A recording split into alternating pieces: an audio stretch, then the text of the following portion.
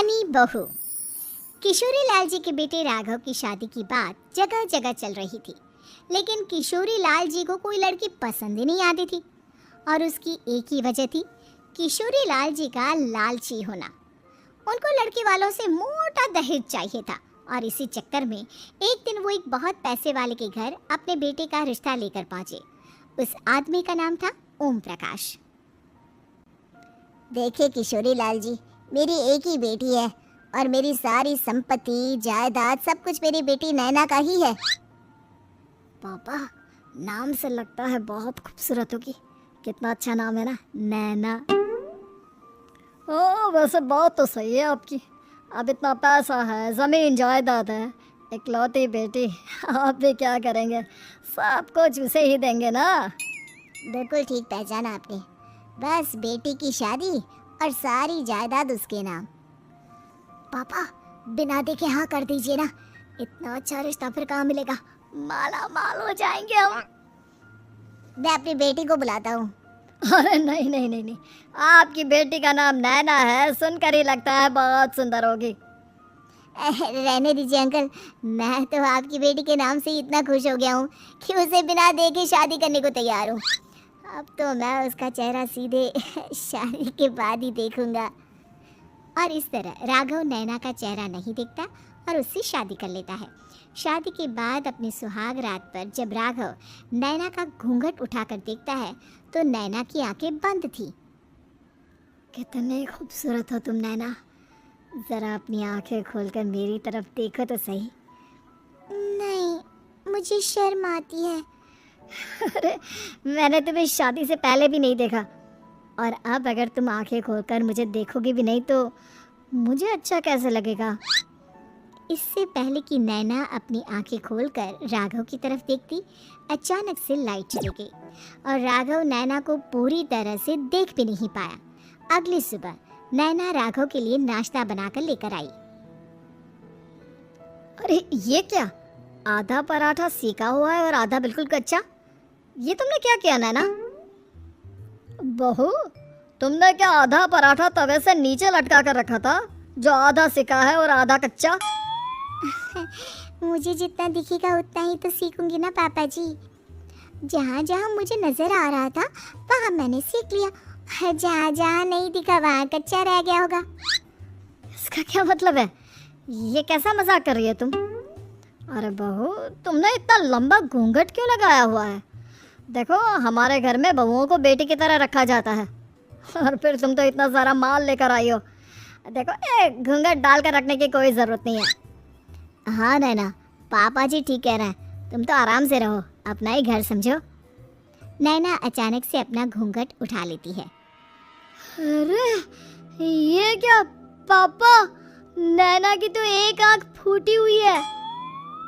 नाम से नैना, लेकिन ये तो कानी बहू निकली। मेरे साथ धोखा हुआ है, धोखा। बिना दिखाए अपनी कानी लड़की मेरे संग ब्याह दी। मुझे कानी बीवी नहीं चाहिए। मुझे अभी ओम प्रकाश जी से बात करनी पड़ेगी।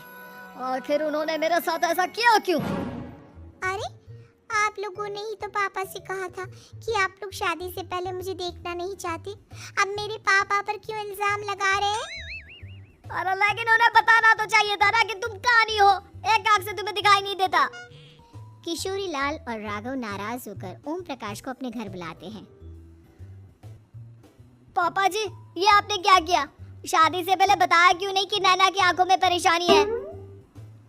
अरे, आप ही ने तो लड़की देखने से मना कर दिया था। और लेकिन आप बता तो सकते थे। आपको तो हमारी बेटी की प्रॉपर्टी चाहिए थी, वो भी पूरी की पूरी। अब क्या हुआ अगर उसे आधा दिखाई देता है? प्रॉपर्टी तो आपको पूरी मिल गई ना। और ये क्या बात हुई? मेरी शादी प्रॉपर्टी से नहीं, आपकी बेटी से हुई है।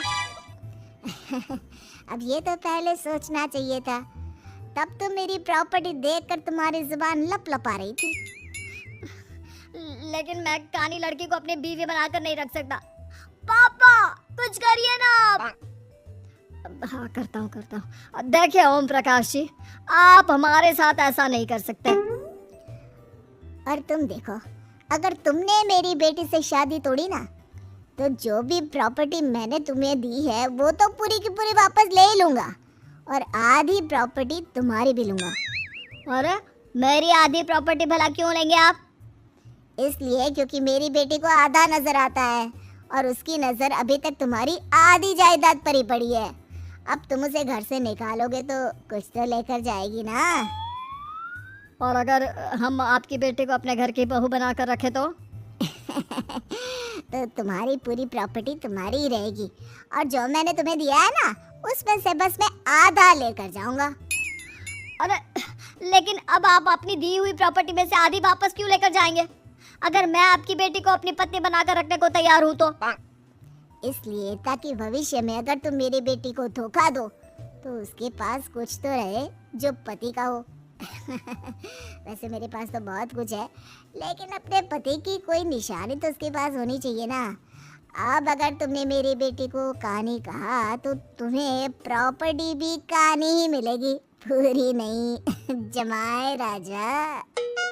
किशोरी लाल और राघव समझ चुके थे कि वो बुरी तरह फंस चुके हैं और अब उनके पास वहां से निकलने का कोई चारा नहीं है।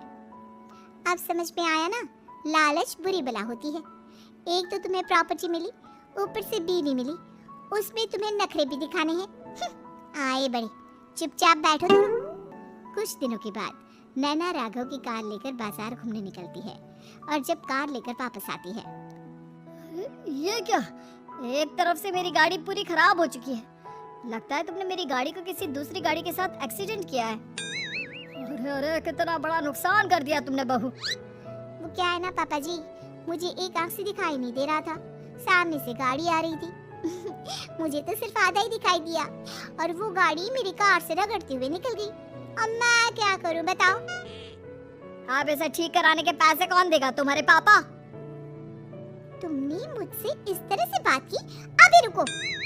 नैना राघव की शिकायत ओम प्रकाश को कर देती है।